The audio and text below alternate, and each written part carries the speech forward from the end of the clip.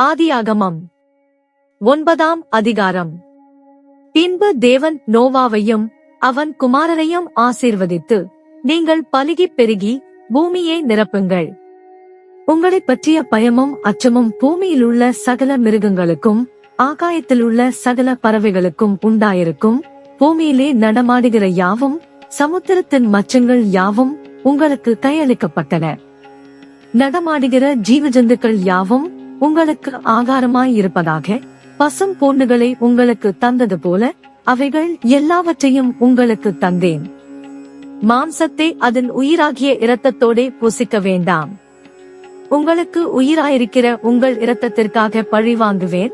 சகல ஜீவஜந்துக்களிடத்திலும் மனுஷனிடத்திலும் பழி வாங்குவேன். மனுஷனுடைய உயிருக்காக அவனவன் சகோதரனிடத்தில் பழி வாங்குவேன். மனுஷன் தேவசாயலில் உண்டாக்கப்பட்டபடியால் மனுஷனுடைய இரத்தத்தை எவன் சிந்துகிறானோ அவனுடைய இரத்தம் மனுஷனாலே சிந்தப்படக்கடவது. நீங்கள் பலுகிப் பெருகி பூமியிலே திரளாய் வர்த்தித்து விருத்தியாகுங்கள் என்றார். பின்னும் தேவன் நோவாவையும் அவன் குமாரரையும் நோக்கி, நான் உங்களோடும் உங்களுக்கு பின்வரும் உங்கள் சந்ததியோடும் உங்களோடே பேழையிலிருந்து புறப்பட்ட சகல ஜீவஜந்துக்கள் முதல் இனி பூமியில் உண்டாகப் போகிற சகல ஜீவஜந்துக்கள் பரியந்தம் பறவைகளோடும் நாட்டு மிருகங்களோடும் உங்களிடத்தில் இருக்கிற பூமியில் உள்ள சகல காட்டு மிருகங்களோடும் என் உடன்படிக்கையை ஏற்படுத்துகிறேன். இனி மாம்சமானவைகளெல்லாம் ஜல பிரளயத்தினால் சங்கரிக்கப்படுவதில்லை என்றும் பூமியை அழிக்க இனி ஜல பிரளயம் உண்டாவதில்லை என்றும் உங்களோடே என் உடன்படிக்கையை ஏற்படுத்துகிறேன் என்றார். அன்றியும் தேவன், எனக்கும் உங்களுக்கும் உங்களிடத்தில் இருக்கும் சகல ஜீவஜந்துக்களுக்கும் நித்திய தலைமுறைகளுக்கென்று நான் செய்கிற உடன்படிக்கையின் அடையாளமாக நான் என் வில்லை மேகத்தில் வைத்தேன். அது எனக்கும் பூமிக்கும் உண்டான உடன்படிக்கைக்கு அடையாளமாயிருக்கும்.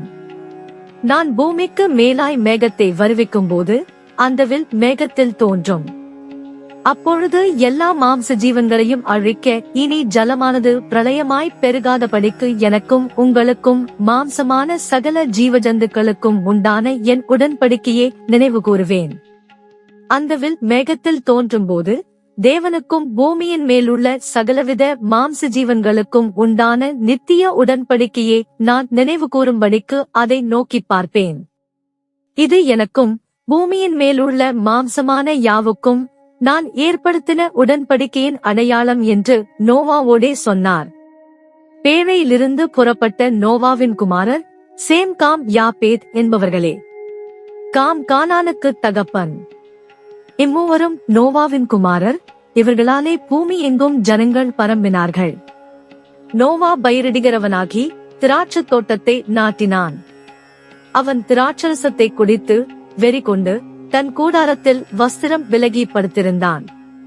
அப்பொழுது கானானுக்கு தகப்பனாகிய காம் தன் தகப்பனுடைய நிர்வாணத்தைக் கண்டு வெளியில் இருந்த தன் சகோதரர் இருவருக்கும் அறிவித்தான். அப்பொழுது சேமும் யாப்பேத்தும் ஒரு வஸ்திரத்தை எடுத்து தங்கள் இருவருடைய தோள் மேலும் போட்டு கொண்டு பின்னிட்டு வந்து தங்கள் தகப்பனுடைய நிர்வாணத்தை மூடினார்கள். அவர்கள் எதிர்முகமாய் போகாதபடியினால் தங்கள் தகப்பனுடைய நிர்வாணத்தை காணவில்லை. நோவா திராட்சரசத்தின் வெறி தெளிந்து விழித்த போது தன் இளைய குமாரன் தனக்கு செய்ததை அறிந்து, கானான் சபிக்கப்பட்டவன், தன் சகோதரரிடத்தில் அடிமைகளுக்கு அடிமையாயிருப்பான் என்றான். சேமுடைய தேவனாகிய கர்த்தருக்கு ஸ்தோத்திரம் உண்டாவதாக, கானான் அவனுக்கு அடிமையாயிருப்பான். யாப்பேத்தை தேவன் விருத்தியாக்குவார், அவன் சேமுடைய கூடாரங்களில் குடியிருப்பான், கானான் அவனுக்கு அடிமையாயிருப்பான் என்றான். ஜலப்பிரளயத்துக்கு பின்பு நோவா 350 வருஷம் உயிரோடிருந்தான். நோவாவின் நாட்களெல்லாம் 950 வருஷம். அவன் மரித்தான்.